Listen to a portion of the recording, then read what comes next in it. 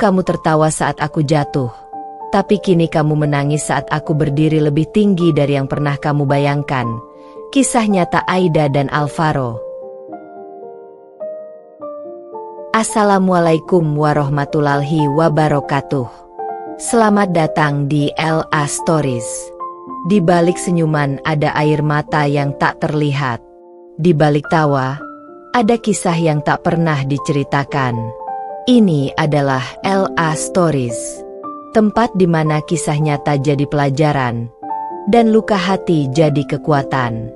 Setiap cerita di sini bukan sekadar drama, tapi potongan hidup yang bisa jadi cermin untuk kita semua. Siapkan hatimu, karena apa yang kamu dengar bisa mengubah cara pandangmu selamanya. Ini bukan sekadar cerita. Ini adalah kenyataan yang belum tentu sanggup kamu jalani. Kisah ini menceritakan perjalanan hidup Aida, seorang istri sederhana yang setia dan penuh cinta, yang menikah dengan lelaki bernama Alvaro. Mereka dulu hidup pas-pasan tapi bahagia, saling mendukung dalam setiap kesulitan.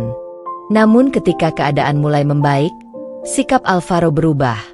Ia mulai sombong, jarang pulang, dan akhirnya berselingkuh dengan perempuan lain. Yang paling menyakitkan bagi Aida bukan hanya pengkhianatan itu, tapi tawa Alvaro dan kekasih barunya saat meremehkannya, menganggap Aida hanya istri rumahan tanpa masa depan. Dalam kehancurannya, Aida berjanji untuk bangkit, bukan untuk balas dendam, tapi untuk membuktikan bahwa perempuan kuat bisa berdiri di atas luka tanpa bantuan siapapun. Dengan tekad dan kerja keras, Aida membangun bisnis kecil menjahit dari nol. Siang malam ia bekerja, berjuang meski sering dihina. Namun waktu membuktikan, usaha kecilnya tumbuh menjadi brand besar bernama Aida Collection, butik ternama yang kini dikenal luas dan membuka cabang di berbagai kota. Tahun-tahun berlalu, hidup Aida berubah total.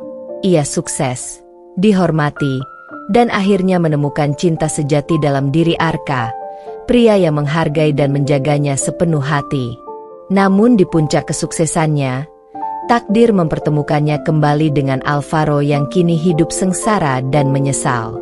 Dengan mata berkaca-kaca, Alvaro memohon kesempatan kedua, tapi Aida hanya tersenyum dan berkata, "Dulu kamu tertawa saat aku jatuh, tapi kini kamu menangis saat aku berdiri lebih tinggi dari yang pernah kamu bayangkan.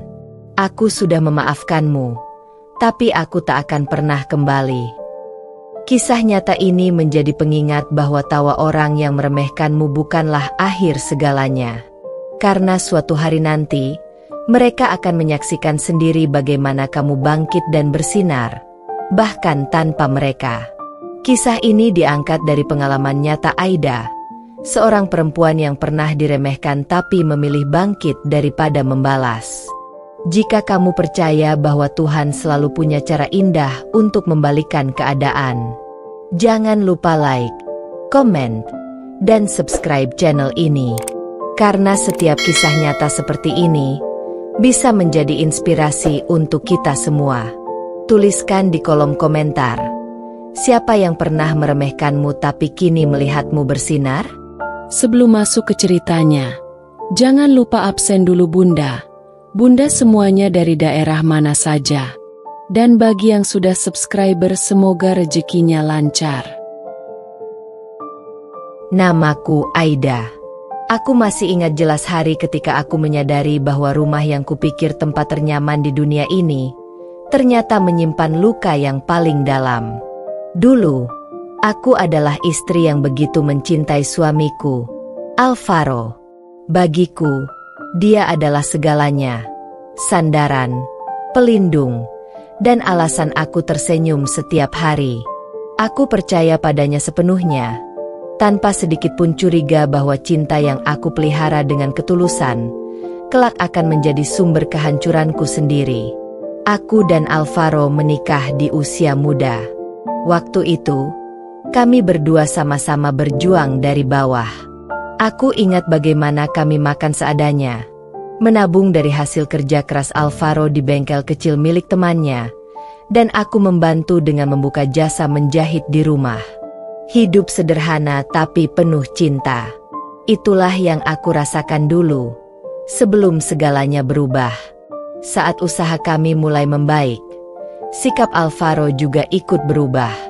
Ia mulai jarang pulang, lebih sering keluar malam dengan alasan pekerjaan, dan perlahan jarak di antara kami semakin lebar.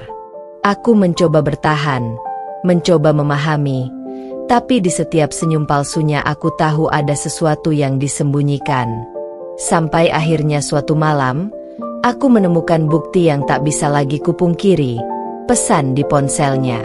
Pesan dari seorang perempuan yang memanggilnya sayang, lengkap dengan foto mereka berdua di sebuah kafe yang tak pernah aku tahu keberadaannya. Dunia serasa berhenti berputar. Tanganku gemetar. Nafasku sesak.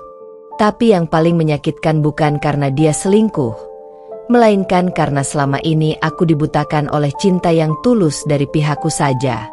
Saat aku menegurnya, ia malah tertawa. Tawa yang membuat hatiku remuk tak bersisa. Udahlah, Aida, jangan lebay. Kamu pikir aku bakal terus sama perempuan kayak kamu, yang cuma bisa di rumah, gak punya masa depan? Katanya dengan nada dingin yang belum pernah kudengar sebelumnya. Aku tak bisa berkata apa-apa. Aku hanya berdiri di sana, menatap suamiku, orang yang dulu kubela di depan semua orang, kini menghina harga diriku sendiri. Dan yang lebih menyakitkan, dia mengatakannya tanpa rasa bersalah sedikit pun. Sejak malam itu, aku menangis setiap hari. Tapi di balik tangis itu, perlahan aku sadar, aku tidak bisa terus begini. Aku harus bangkit. Aku mulai menjahit lebih banyak, menerima pesanan dari tetangga hingga orang luar kota. Aku bekerja dari pagi hingga larut malam, kadang tanpa tidur. Setiap jahitan adalah doa. Setiap benang adalah tekad untuk membuktikan bahwa aku bisa hidup tanpa bergantung pada siapapun. Tapi ironinya, ketika aku berjuang mati-matian, Alvaro malah semakin menikmati hidupnya. Ia terlihat bahagia dengan perempuan itu, berfoto di tempat-tempat mewah, sementara aku berjuang hanya untuk sekedar makan dan membayar kontrakan.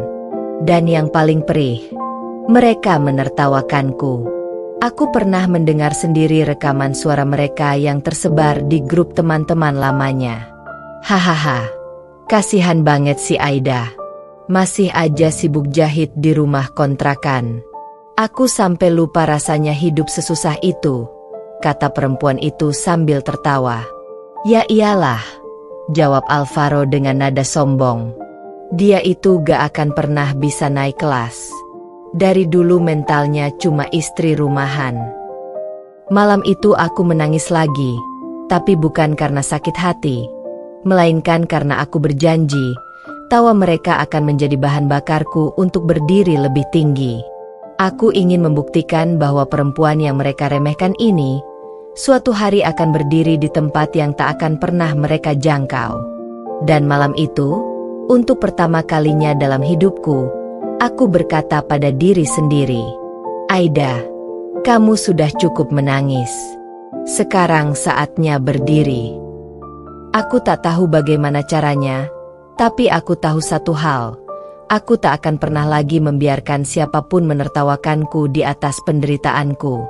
Karena suatu hari nanti, mereka akan sadar bahwa tawa yang mereka lontarkan dulu akan kembali sebagai air mata penyesalan mereka sendiri. Pagi itu, matahari terasa berbeda. Sinar yang menembus celah jendela rumah kontrakanku tak lagi terasa hangat seperti dulu, melainkan menusuk, seakan ingin membangunkanku dari mimpi buruk panjang yang kutelan selama bertahun-tahun. Sudah seminggu sejak pertengkaranku dengan Alvaro. Sejak malam ia pergi bersama perempuan itu, rumah ini menjadi saksi dari kesunyian yang menyesakan. Tak ada lagi suara piring beradu di meja makan. Tak ada lagi langkah kakinya di lantai kamar. Hanya ada aku, Aida, yang duduk termenung di sudut ruangan. ditemani jahitanku yang menumpuk dan sisa air mata yang belum sempat kering. Namun hari itu aku tahu, aku tak bisa terus seperti ini. Aku tidak boleh menjadikan luka sebagai alasan untuk berhenti hidup. Aku punya harga diri, punya kemampuan, dan punya mimpi, meskipun dulu semua itu pernah dianggap remeh. Aku mengambil mesin jahitku yang sudah tua, benda yang dulu kubeli dengan hasil menabung bertahun-tahun. Mesin itu pernah berhenti berfungsi karena kabelnya terbakar, tapi aku memperbaikinya sendiri. Sama seperti diriku, yang rusak tapi tetap berusaha berfungsi. Hari itu aku mulai menerima pesanan lebih banyak. Aku menjahit siang dan malam. Kadang aku menolak undangan tetangga hanya untuk menyelesaikan satu gaun pesanan pelanggan. Tanganku lecet, mataku perih. Tapi setiap kali aku mendengar bunyi jarum mesin yang berputar cepat, aku merasa hidup kembali. Aku mulai menjual hasil jahitanku lewat media sosial. Awalnya tak ada yang melirik, tapi aku terus mencoba. Aku belajar memotret, mengedit, menulis caption yang menarik. Dari sana, perlahan mulai ada yang membeli. Seorang pelanggan dari kota memesan satu set baju keluarga untuk Lebaran. Lalu pesanan itu berkembang menjadi puluhan, bahkan ratusan. Dari hasil itu, aku bisa pindah dari rumah kontrakan yang sempit ke rumah kecil milikku sendiri. Aku menatap kunci rumah baruku sambil tersenyum. "Ini hasil tanganmu sendiri, Aida," kataku pelan sambil menahan air mata haru. Namun kebangkitanku tidak berhenti di situ. Aku mulai ikut seminar bisnis kecil-kecilan. Aku belajar manajemen keuangan, pemasaran, hingga membuat merek sendiri, Aida Handmade. Nama itu sederhana, tapi penuh makna. Karena setiap jahitan di sana adalah hasil dari perjuangan dan luka yang kujadikan kekuatan. Tapi kehidupan punya caranya sendiri untuk menertawakan takdir. Suatu hari, setelah sekian lama tak bertemu, aku bertemu lagi dengan Alvaro. Pertemuan itu terjadi di sebuah pameran busana lokal, di mana aku menjadi salah satu peserta. Saat aku berdiri di depan booth dengan papan nama Aida Handmade, tiba-tiba aku mendengar suara yang sangat kukenal di belakangku. "Aida." Aku menoleh, dan di sanalah dia, Alvaro, dengan wajah yang jauh berbeda. Wajahnya kusut, matanya redup, bajunya lusuh. Tak seperti dulu yang selalu tampil rapi dan percaya diri. Untuk sesaat, waktu seolah berhenti. Aku teringat semua luka yang ia berikan dulu, semua hinaan, semua tawa yang memecah harga diriku. Tapi kali ini, aku berdiri tegak. Aku tidak lagi perempuan yang menangis di pojok rumah. Aku adalah Aida yang sudah bangkit dan berdiri di atas kakinya sendiri. "Lama gak ketemu, Alvaro," kataku tenang sambil tersenyum. Dia terlihat gugup, menatap sekeliling, mungkin tak menyangka bahwa perempuan yang dulu dia remehkan kini berdiri di tempat yang sama dengannya, bahkan lebih tinggi. "Usahamu, ini semua kamu yang buat?" tanyanya pelan. "Ya," jawabku singkat. "Dari hasil tanganku sendiri. Dari rasa sakit yang dulu kamu tinggalkan." Aku melihat matanya mulai berkaca-kaca. Katanya lirih, "Aku salah, Aida. Aku kira kamu gak akan bisa hidup tanpa aku." Aku tersenyum kecil, bukan senyum kemenangan, tapi senyum lega. "Justru karena kamu ninggalin aku belajar buat hidup." Ia terdiam. Perempuan yang dulu bersamanya tidak ada di sisinya. Dari desas-desus yang kudengar, hubungan mereka kandas, dan Alvaro kini hidup pas-pasan, bahkan sudah kehilangan pekerjaannya. Aku tidak ingin membalas dendam. Aku tidak ingin merendahkannya seperti dulu dia merendahkanku. Tapi dalam hati kecilku, aku tahu, inilah saat dimana tawa yang dulu mereka lontarkan, kembali sebagai tangisan penyesalan. Malam itu, setelah pameran selesai, aku duduk di beranda rumah kecilku sambil memandang langit. Aku menarik napas panjang dan berbisik dalam hati. Terima kasih, Tuhan, karena telah menempatkanku di titik terendah, agar aku tahu bagaimana rasanya berdiri di titik tertinggi dengan penuh makna. Aku bukan lagi Aida yang dulu.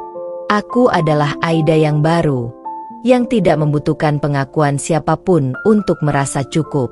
Karena kemenangan terbesar bukan saat orang lain berlutut padamu, tapi saat kamu bisa menatap mereka dengan kepala tegak, tanpa lagi menyimpan dendam.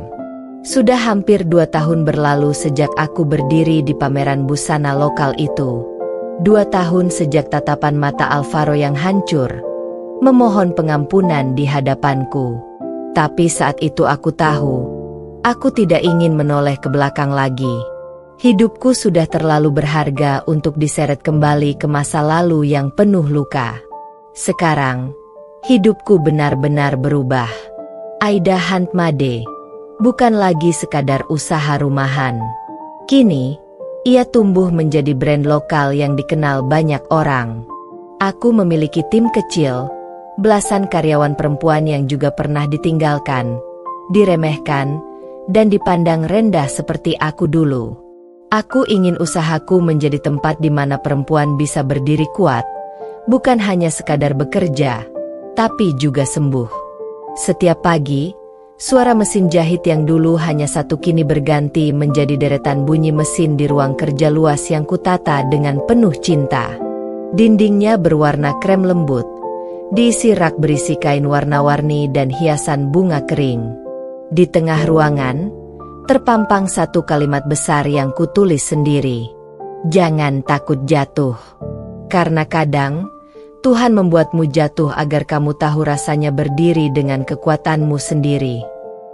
Hari itu aku menerima surat elektronik dari seseorang yang tak kukenal.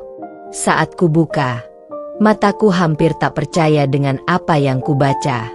Sebuah stasiun televisi nasional ingin mengundangku sebagai narasumber dalam acara Perempuan Bangkit, sebuah program yang menyoroti kisah nyata perempuan yang berhasil mengubah luka menjadi kekuatan. Tanganku bergetar, bukan karena gugup, tapi karena haru. Aku memandangi layar itu lama, lalu menatap foto masa laluku yang tergantung di dinding kamar. Foto di mana aku masih mengenakan daster lusuh, duduk di depan mesin jahit tua, dengan mata sembab karena menangis semalaman. Aku tersenyum kecil dan berkata pada diriku sendiri, "Lihat, Aida, kamu sampai juga di titik ini." Beberapa minggu kemudian, aku tiba di Jakarta untuk menghadiri acara itu. Aku duduk di ruang tunggu studio, mengenakan baju rancangan sendiri, kebaya modern berwarna biru lembut dengan sentuhan bordir tangan. Di hadapanku ada cermin besar, dan di sana aku melihat bayangan perempuan yang berbeda dari dulu, lebih kuat, lebih anggun, dan lebih percaya diri.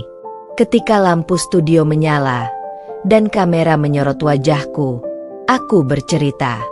Ketika lampu studio menyala, dan kamera menyorot wajahku, aku bercerita tentang bagaimana aku dulu dijatuhkan oleh suamiku sendiri. Tentang malam-malam di mana aku menjahit sambil menahan tangis. Tentang bagaimana aku belajar berdiri di atas luka yang dalam. Dan tentang bagaimana aku akhirnya menemukan makna dari semua rasa sakit itu.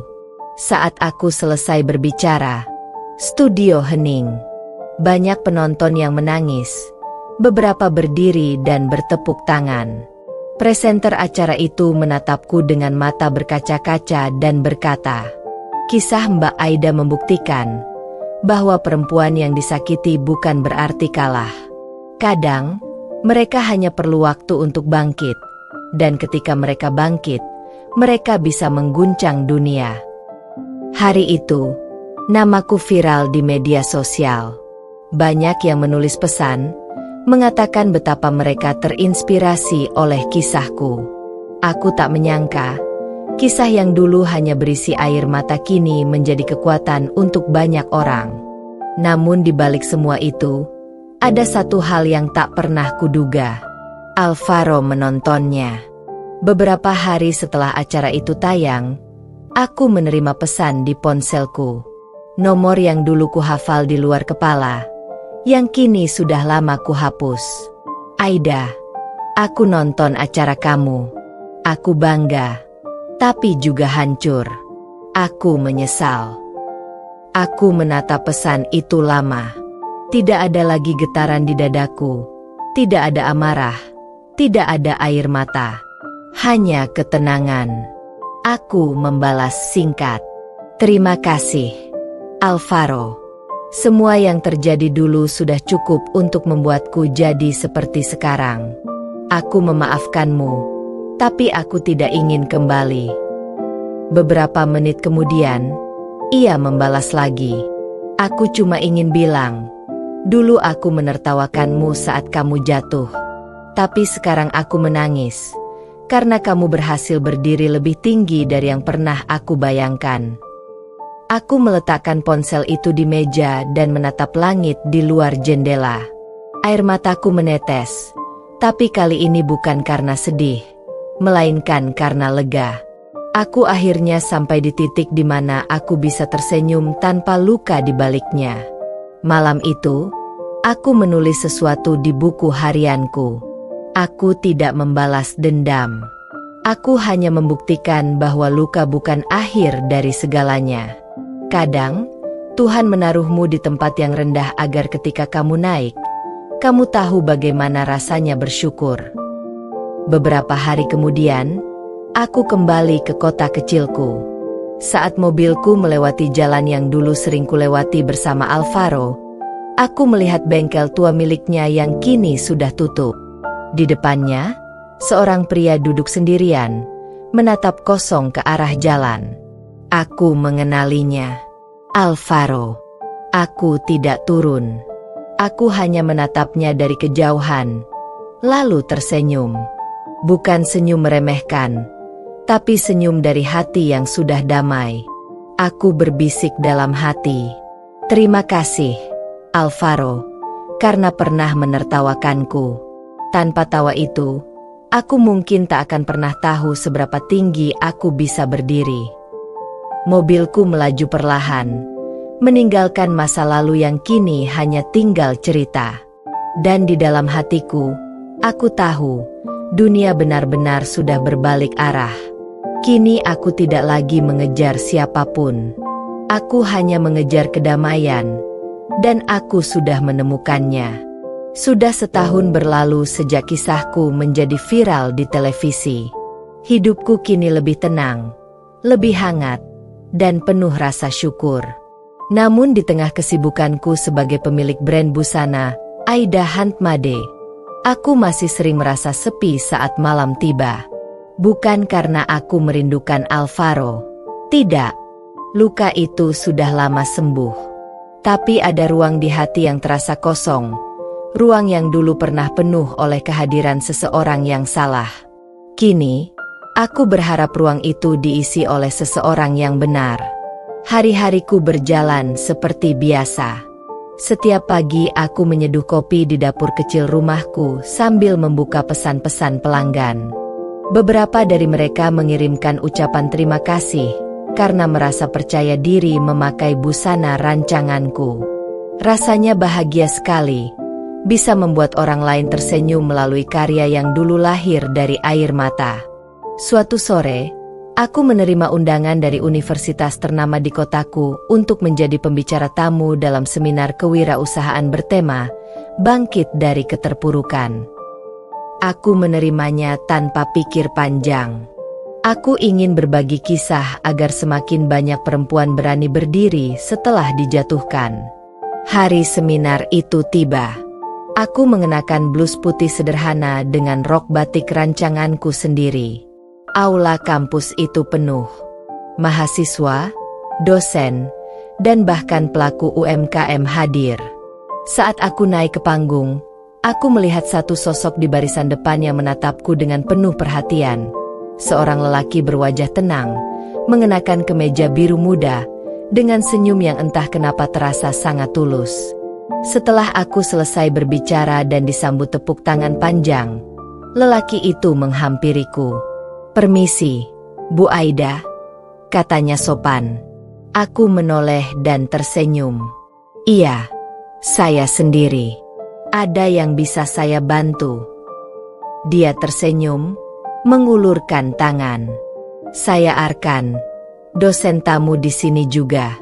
Saya mengajar manajemen bisnis. Kisah ibu tadi luar biasa. Saya merasa terinspirasi." Aku menatapnya sekilas. Ada sesuatu di matanya yang berbeda, bukan tatapan kasihan, bukan juga kagum yang berlebihan, tapi tatapan menghargai. Tatapan yang tidak pernah aku dapatkan dari Alvaro dulu. Kami berbincang cukup lama hari itu, tentang dunia usaha, tentang semangat hidup, bahkan tentang kesendirian. Dan entah mengapa, berbicara dengannya terasa begitu ringan, seolah aku berbicara dengan seseorang yang sudah lama ku kenal. Hari-hari berikutnya kami sering berkomunikasi. Arkan sering mengundangku untuk berbagi di kelasnya, dan aku juga kerap meminta pendapatnya tentang strategi pengembangan bisnis. Di setiap percakapan itu, aku merasakan kehangatan yang berbeda. Ia tidak pernah menghakimi masa laluku. Ia selalu mendengarkan dengan sabar, bahkan ketika aku bercerita tentang titik terendah hidupku. Suatu malam, setelah kami selesai menghadiri acara bazar UMKM, kami duduk di taman kota sambil menikmati teh hangat. Angin malam berhembus lembut, membawa aroma hujan yang baru saja reda. "Aida," katanya perlahan, menatap ke arah langit. "Aku tahu kamu sudah melalui banyak hal, tapi aku ingin kamu tahu satu hal. Kadang, Tuhan mengizinkan hati kita hancur bukan untuk menyakitimu, tapi untuk menyiapkan ruang bagi seseorang yang lebih tepat." Aku menoleh padanya, terdiam. Kata-katanya seperti menembus sesuatu di dalam dadaku. "Arkan, aku takut," jawabku lirih. "Aku takut jatuh cinta lagi. Aku takut mengulang luka yang sama." Ia menatapku lembut. "Kamu tidak harus langsung percaya. Aku tidak akan memaksamu. Tapi biarkan aku berada di sini, di sampingmu, tanpa perlu menggantikan siapapun." Untuk pertama kalinya setelah sekian lama, aku menitikkan air mata bukan karena sedih, tapi karena merasa dipahami. Dan malam itu, aku tahu, aku mulai membuka sedikit ruang di hatiku. Bulan berganti, hubungan kami semakin dekat. Ia datang bukan dengan janji manis, tapi dengan tindakan nyata. Ia menjemputku saat aku harus menghadiri acara malam, membantu timku mencari sponsor, bahkan tak jarang ikut membagikan kain untuk karyawan di pabrik kecilku. Ia tidak malu memuji hasil kerjaku di depan umum, sesuatu yang dulu tidak pernah dilakukan Alvaro. Suatu hari, di acara ulang tahun kelima, Aida Handmade, Arkan berdiri di antara tamu-tamuku. Setelah semua sambutan selesai, ia maju ke depan dengan membawa buket bunga putih. Semua orang terdiam menatap kami. "Aida," katanya dengan suara bergetar, "aku tahu perjalanan hidupmu tidak mudah. Tapi aku ingin menjadi bagian dari hari-hari tenangmu setelah badai panjang itu. Aku tidak ingin menggantikan siapapun. Aku hanya ingin mendampingi kamu berjalan ke depan, tanpa melihat ke belakang." Ruangan itu hening. Air mataku mengalir, dan aku hanya bisa mengangguk pelan. Tepuk tangan bergema. Karyawan dan sahabat-sahabatku bersorak bahagia. Untuk pertama kalinya setelah bertahun-tahun, aku merasakan cinta yang tidak menyakitkan. Cinta yang tumbuh dari rasa hormat, bukan dari ketergantungan. Malam itu, setelah semua tamu pulang, aku berdiri di depan jendela, menatap bintang-bintang di langit. Aku memegang tangan Arkan yang hangat di genggamanku dan berbisik pelan. Ternyata benar, Tuhan tidak pernah mengambil sesuatu tanpa alasan. Dia hanya menunda kebahagiaan agar kita tahu bagaimana rasanya benar-benar menghargainya.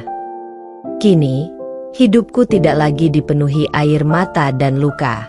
Aku memiliki cinta yang tenang, pekerjaan yang bermakna, dan diri yang utuh. Dan kadang, aku berpikir tentang masa laluku bukan dengan penyesalan, tapi dengan rasa syukur.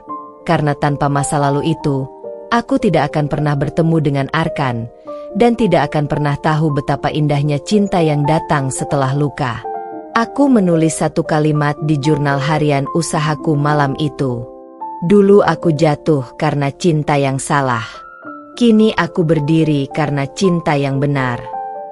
Sudah 2 tahun sejak hari ketika Arkan menyatakan cintanya di depan semua orang di acara ulang tahun kelima Aida Handmade. 2 tahun yang mengubah seluruh makna hidupku. 2 tahun di mana aku benar-benar belajar bahwa cinta sejati bukanlah tentang siapa yang datang pertama, melainkan tentang siapa yang datang dan tak pernah pergi lagi. Hari ini, aku berdiri di depan cermin dengan kebaya putih lembut rancangan tanganku sendiri. Gaun itu sederhana, tapi setiap jahitannya memiliki cerita. Di dada, aku menempelkan bros kecil berbentuk hati dari perak, hadiah pertama dari Arkan ketika ia melamarku. Di luar, ku dengar suara musik pelan dan tawa bahagia. Hari ini adalah hari pernikahanku. Saat aku melangkah keluar dari kamar, ibuku menatapku dengan mata berkaca-kaca. "Kamu sudah sampai juga di titik ini, Nak," katanya sambil memelukku erat. "Ibu tahu, dulu kamu menangis setiap malam. Tapi lihat kamu sekarang, berdiri secantik ini, dengan hati yang penuh syukur." Aku tersenyum, menahan air mata yang mulai jatuh. "Ibu tahu apa yang paling aku pelajari dari semua luka itu?" kataku pelan. Ibuku menatapku lembut. Bahwa Tuhan tidak pernah keliru dalam menulis jalan hidup. Dulu aku dijatuhkan supaya aku belajar berdiri. Aku ditinggalkan supaya aku belajar mencintai diriku sendiri, dan aku disakiti supaya aku tahu bagaimana rasanya dihargai dengan tulus.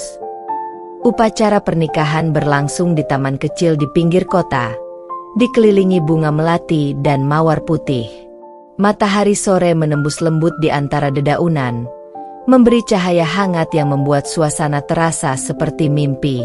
Arkan berdiri di ujung pelaminan, menatapku dengan senyum yang menenangkan, senyum yang tidak menuntut apapun, hanya menerima seluruh diriku apa adanya. Saat aku berjalan di karpet putih menuju pelaminan, semua kenangan masa lalu berkelebat di pikiranku. Malam-malam penuh tangis, penghinaan dari orang yang dulu ku cinta, ejekan dari mereka yang menertawakanku karena gagal. Tapi langkah kakiku tak goyah, karena aku tahu setiap luka itu telah membawaku ke sini. Ketika akhirnya tangan Arkan menggenggam tanganku di depan penghulu, aku merasa seluruh semesta seolah berbisik, "Aida, kamu sudah berhasil." Dengan suara bergetar, aku mengucapkan ijab kabul dengan penuh haru. Air mata menetes, tapi kali ini bukan karena sakit, melainkan karena bahagia yang begitu dalam. Setelah akad selesai, semua orang bertepuk tangan, dan ibuku memelukku sambil berbisik, "Aida, sekarang kamu bukan hanya berdiri, kamu sudah terbang." Hari-hari setelah pernikahan berjalan seperti mimpi yang damai. Aku dan Arkan membangun rumah di pinggiran kota, dikelilingi kebun kecil tempat aku menanam bunga lavender dan melati. Setiap pagi, kami duduk di teras sambil menyeruput kopi, membicarakan rencana hidup dan masa depan Aida Handmade. Ia bukan hanya suamiku, tapi juga sahabat dan rekan seperjuanganku. Usahaku semakin besar. Aku membuka pelatihan gratis untuk perempuan yang ingin belajar menjahit dan berwirausaha. Banyak dari mereka adalah janda, ibu rumah tangga, atau korban perceraian. Saat aku melihat mereka tersenyum sambil menjahit, aku selalu teringat masa laluku yang dulu penuh air mata. Kini, Aku membantu mereka menemukan harapan yang sama seperti yang dulu pernah kutemukan. Namun hidup selalu punya cara untuk mempertemukan kita dengan masa lalu, entah untuk menutupnya sepenuhnya, atau sekadar mengingatkan kita bahwa kita sudah jauh melangkah. Suatu sore, aku menerima kabar dari seorang teman lama bahwa Alvaro jatuh sakit. Usahanya bangkrut, pasangannya meninggalkannya, dan ia kini tinggal sendirian di rumah kontrakan sempit. Awalnya aku diam saja. Aku tidak membencinya lagi, tapi aku juga tidak merasa perlu mencampuri hidupnya. Namun hatiku berbisik untuk menemuinya, bukan karena aku masih menyimpan perasaan, tapi karena aku ingin benar-benar menutup bab itu dengan damai. Aku datang tanpa memberi kabar. Saat pintu dibuka, aku hampir tidak mengenalinya. Tubuhnya kurus, wajahnya pucat, dan matanya kosong. Ia menatapku lama, lalu tiba-tiba menangis. "Aida," suaranya serak. Aku gak pantas kamu temui." Aku duduk di kursi kayu di depannya, menatapnya tenang. "Aku datang bukan untuk menagih masa lalu, Alvaro. Aku cuma ingin kamu tahu bahwa aku sudah memaafkan semuanya." Ia terisak, menunduk dalam-dalam. "Aku menyesal, Aida. Aku pikir kamu gak akan bisa bangkit. Aku salah besar. Sekarang aku yang jatuh, dan kamu yang berdiri." Aku menarik napas pelan, menatapnya dengan penuh iba tapi tanpa dendam. "Tidak ada yang salah dengan jatuh, Alvaro. Yang salah adalah ketika kita berhenti mencoba untuk berdiri. Kamu masih punya waktu. Tuhan gak pernah benar-benar meninggalkan siapapun." Sebelum aku pergi, ia berkata pelan, "Aida, dulu aku menertawakanmu saat kamu jatuh. Tapi sekarang, aku menangis saat melihat kamu berdiri jauh lebih tinggi dari yang pernah kubayangkan." Kata-kata itu menancap dalam hatiku.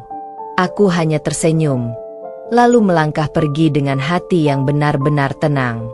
Aku tahu, bab masa lalu itu akhirnya tertutup sepenuhnya. Malamnya, aku duduk di teras rumah bersama Arkan. Angin membawa aroma bunga lavender yang kian mekar. Ia menatapku lembut dan berkata, "Kamu terlihat damai malam ini." Aku mengangguk pelan. Aku sudah selesai dengan masa laluku. Sekarang aku cuma ingin fokus pada hidupku, pada kita. Arkan menggenggam tanganku erat. "Aku janji, tidak akan ada air mata lagi.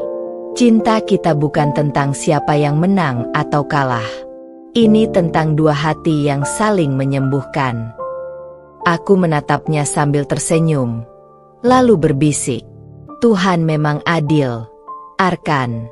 Dulu aku jatuh di hadapan orang yang salah, tapi kini aku berdiri di samping orang yang benar."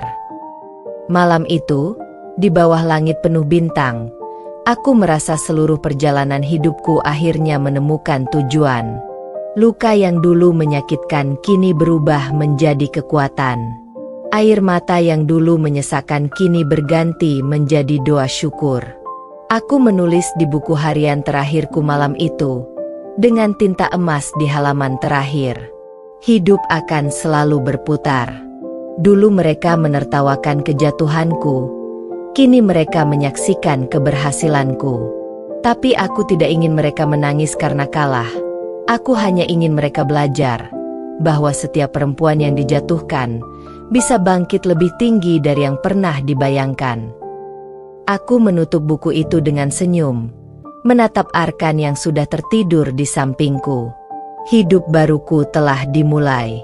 Dan kali ini, tidak ada lagi luka, hanya cinta, damai, dan rasa syukur yang tak pernah habis. Sudah hampir 3 tahun sejak aku meninggalkan Alvaro. 3 tahun sejak aku memilih berdiri di atas kakiku sendiri, tanpa bantuan, tanpa belas kasih siapapun. 3 tahun sejak aku berjanji bahwa air mataku bukan lagi tanda kelemahan, melainkan kekuatan untuk membuktikan bahwa aku bisa. Dan hari ini, aku berdiri di depan bangunan yang dulu hanya bisa kulihat di mimpi, Aida Atelier dan Fashion House. Toko butikku sendiri. Sebuah tempat yang lahir dari tangis, kerja keras, dan luka yang dulu nyaris membunuh semangatku. Aku menatap papan nama itu dengan dada bergetar. Di balik kaca, terpajang sederet busana hasil tanganku sendiri, gaun-gaun elegan, kebaya modern, dan jas pria yang mulai dipesan oleh banyak pelanggan. Orang-orang mulai mengenalku bukan lagi sebagai istri Alvaro, tapi sebagai Aida, seorang perancang busana yang mandiri dan sukses. Namun, kebahagiaan yang kucapai ini tidak datang begitu saja. Perjuangan itu masih membekas di tubuhku. Begadang, menjahit hingga jari berdarah, ditolak banyak pelanggan karena dianggap tidak berpengalaman. Bahkan dihina oleh tetangga yang dulu menyebar gosip bahwa aku tak akan pernah berhasil. Tapi aku terus maju. Karena aku tahu, setiap hinaan hanya menambah bahan bakar untuk semangatku. Dan di saat aku mulai menikmati hasil dari kerja keras itu, takdir mulai mempertemukanku dengan masa laluku lagi. Hari itu, butikku kedatangan seorang pelanggan baru, perempuan berpenampilan anggun, beraroma parfum mahal, dengan riasan yang mencolok. Ketika ia membuka kacamata hitamnya, jantungku serasa berhenti berdetak. Itu dia, perempuan yang dulu menertawakanku bersama Alvaro. "Ah, Aida?" katanya gugup, matanya membulat tak percaya. Aku menatapnya dingin. "Selamat datang di butik saya. Ada yang bisa saya bantu?" Wajahnya terlihat kaku. Ia menatap sekeliling, mungkin tak percaya bahwa tempat mewah ini adalah milikku. Aku nggak nyangka ini butik kamu," ucapnya dengan suara kecil. "Aku juga nggak nyangka kamu masih berani datang ke sini," jawabku tenang, tapi tajam. Ia mencoba tersenyum canggung. "Aku cuma mau pesan gaun untuk acara gala.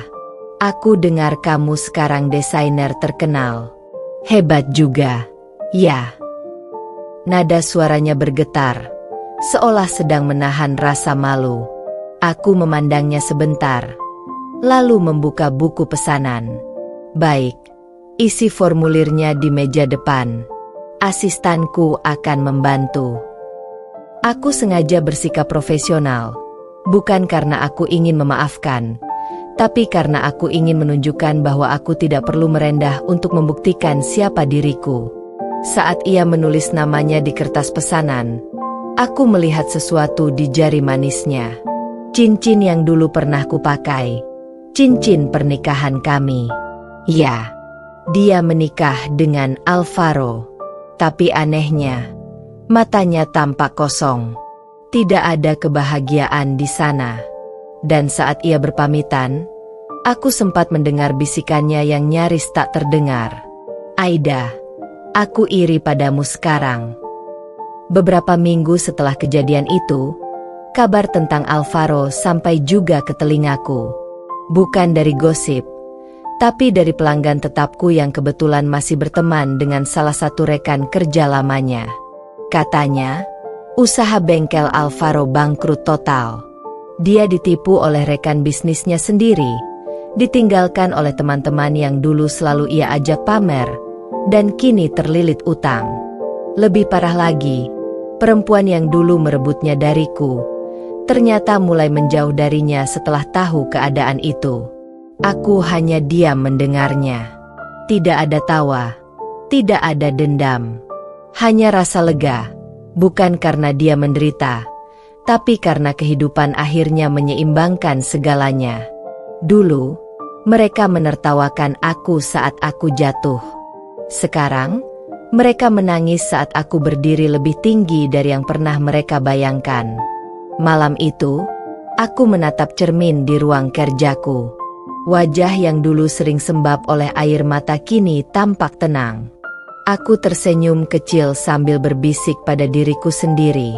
"Aida, Kamu sudah menang, bukan karena membuat mereka kalah, tapi karena kamu akhirnya bahagia tanpa mereka. Beberapa hari kemudian, aku menerima kabar tak terduga. Seseorang datang menemuiku di butik. Saat aku keluar dari ruang desain, aku melihat sosok yang dulu paling ingin kulupakan, Alvaro. Tubuhnya jauh berbeda. Kurus, kusut, dengan mata sembab dan baju lusuh. Tak ada lagi aura percaya diri dan kesombongan yang dulu melekat padanya. Dia berdiri di depan pintu butikku, seperti seseorang yang kehilangan arah. "Aida," suaranya serak, nyaris seperti bisikan. Aku cuma mau minta maaf." Aku menatapnya lama. Bukan karena masih ada cinta, tapi karena aku ingin mengingat bagaimana dulu aku begitu hancur karena pria ini. Kini, yang kulihat hanyalah seseorang yang dipatahkan oleh egonya sendiri. "Maaf," ujarku pelan. "Kamu tertawa saat aku jatuh, Alvaro. Tapi sekarang kamu datang menangis saat aku berdiri. Terlambat. Aku sudah terlalu jauh untuk kembali menoleh ke masa lalu." Ia terdiam. Matanya memerah. Aku tahu, di balik keheningannya, ada penyesalan yang tidak bisa dihapus waktu. Aku melangkah meninggalkannya, membiarkannya berdiri sendiri di depan butikku, tempat yang dulu tak pernah dia percaya bisa kumiliki. Dan untuk pertama kalinya, aku benar-benar merasa bebas. Karena kini, aku tak hanya berdiri. Aku melangkah jauh lebih tinggi daripada yang pernah dia bayangkan. Hari itu langit mendung, hujan turun perlahan, seolah turut mengiringi pertemuanku kembali dengan masa lalu yang sudah lama kututup rapat. Sudah seminggu sejak Alvaro datang ke butikku dengan tubuh lusuh dan wajah penuh penyesalan. Sejak hari itu, dia datang hampir setiap sore, hanya untuk berdiri di depan butikku. Tidak berbicara apa-apa, tidak mencoba masuk, hanya berdiri, seolah sedang menunggu sesuatu yang bahkan dia sendiri tak tahu apa. Awalnya aku tidak peduli. Aku pikir ini hanya perasaan bersalah sesaat, seperti orang yang baru sadar setelah kehilangan segalanya. Tapi setiap hari, dari balik kaca butikku, aku melihat dia tetap di sana. Kadang berdiri lama, kadang duduk di bangku depan sambil menatap papan nama besar bertuliskan Aida Atelier Fashion House. Dan setiap kali aku melihatnya, aku tidak merasakan kebencian lagi. Hanya rasa iba, bukan karena cintaku masih ada, tapi karena aku tahu seperti apa rasanya kehilangan arah hidup. Namun, iba bukan berarti aku akan kembali. Tidak. Aku tidak akan pernah menoleh ke masa lalu yang dulu hampir menghancurkanku. Suatu sore, setelah pelanggan terakhir pergi, aku keluar dan menemuinya. "Alvaro, sudah cukup," kataku datar. Dia menunduk. Rambutnya yang dulu selalu rapi kini kusut. Wajahnya tampak lebih tua dari usianya. "Aku tahu kamu gak mau lihat aku lagi, tapi izinkan aku bicara sekali aja." Aku diam. Dia menarik napas panjang, lalu berkata lirih, "Aku nyesel, Aida. Semua yang kamu bilang dulu benar. Aku terlalu sombong. Aku pikir aku bisa hidup tanpa kamu, tapi ternyata aku cuma kehilangan segalanya. Kamu, keluarga, dan harga diri. Perempuan yang dulu aku pilih juga udah ninggalin aku waktu aku jatuh. Sekarang aku sendirian." Dia menatapku dengan mata merah. "Aku ingat waktu kamu nangis minta aku berubah. Tapi aku malah ketawa. Aku pikir kamu cuma lemah. Tapi ternyata kamu yang kuat. Kamu bisa bangkit, sementara aku terpuruk." Aku menatapnya dalam diam. Ada rasa campur aduk di dadaku.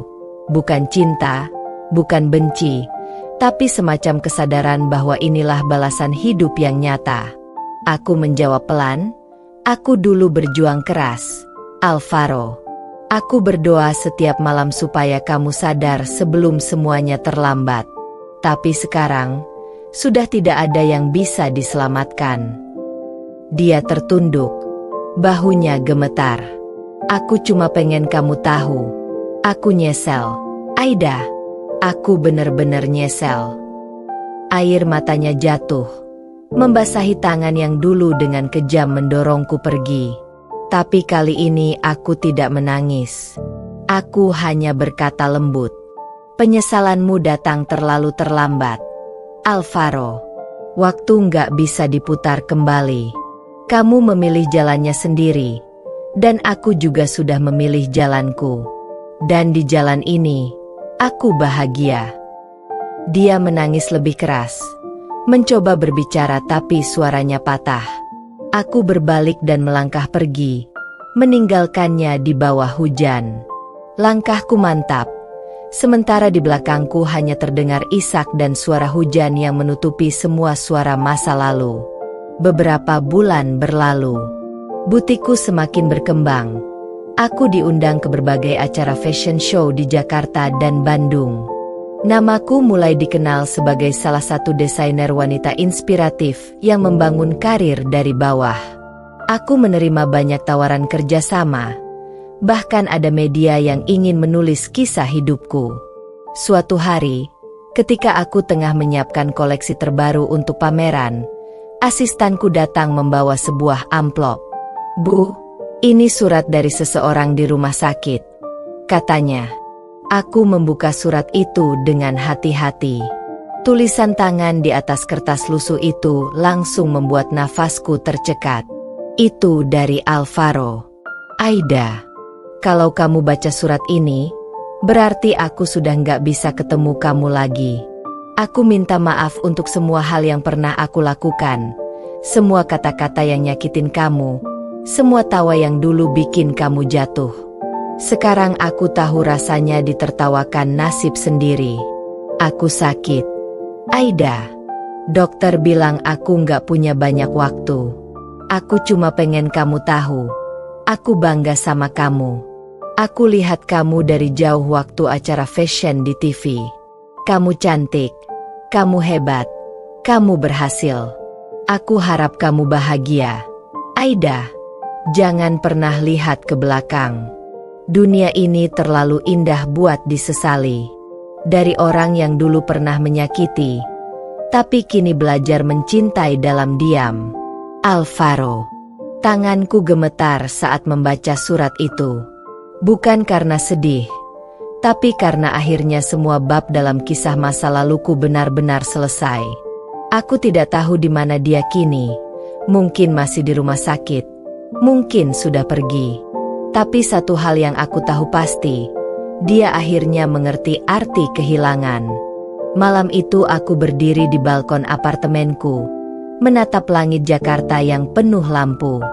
Aku mengingat perjalanan panjang ini, dari perempuan yang ditertawakan, direndahkan, disia-siakan, menjadi seseorang yang berdiri tegak dengan kepala tinggi. Air mata menetes, tapi kali ini bukan air mata kesedihan. Ini adalah air mata kebanggaan. Aku tidak membalas dendam. Aku hanya membuktikan bahwa aku bisa hidup bahagia tanpa menghancurkan siapapun. Dan mungkin, itulah balasan terbaik dari semua luka yang pernah kuterima. Aku tersenyum menatap langit, lalu berbisik, "Terima kasih, Alvaro. Karena dari rasa sakit yang kamu berikan, aku belajar menjadi kuat." Di luar sana, mungkin masih banyak perempuan yang sedang jatuh, ditertawakan, atau diremehkan. Tapi aku ingin mereka tahu, kamu bisa bangkit, kamu bisa berdiri. Dan suatu hari nanti, mereka yang menertawakanmu akan menangis saat melihatmu bersinar. Sudah hampir 1 tahun sejak aku menerima surat terakhir dari Alvaro. Surat yang menjadi penutup kisah panjang antara aku dan masa lalu yang kelam. Sejak saat itu, aku benar-benar merasa bebas. Tidak ada lagi bayangan luka yang menghantui. Tidak ada lagi rasa sakit yang mengikat langkahku. Untuk pertama kalinya dalam hidupku, aku bisa bernapas lega tanpa beban masa lalu. Kini hidupku dipenuhi warna baru. Butikku semakin maju. Aku sudah membuka cabang di Bandung dan Surabaya. Aku sering diundang menjadi pembicara di seminar perempuan inspiratif. Banyak yang menatapku dengan kagum, tapi hanya aku yang tahu betapa panjang jalan yang kulalui untuk sampai ke titik ini. Namun, kebahagiaan yang kurasakan bukan karena kesuksesan semata, melainkan karena aku sudah berdamai dengan diriku sendiri. Aku belajar bahwa bahagia bukan berarti hidup tanpa luka, tapi mampu tersenyum meski pernah terluka. Dan di saat aku berhenti mencari cinta, takdir justru mempertemukanku dengannya. Hari itu aku menghadiri acara fashion dan charity di Jakarta. Banyak desainer ternama yang hadir, juga beberapa pengusaha besar yang menjadi sponsor acara. Salah satunya adalah Rafael Pratama, CEO muda perusahaan tekstil terbesar di Indonesia. Aku mengenalnya pertama kali di belakang panggung. Aku sedang sibuk menata gaun modelku, ketika tanpa sengaja dia membantu memungut jarum-jarum kecil yang jatuh ke lantai.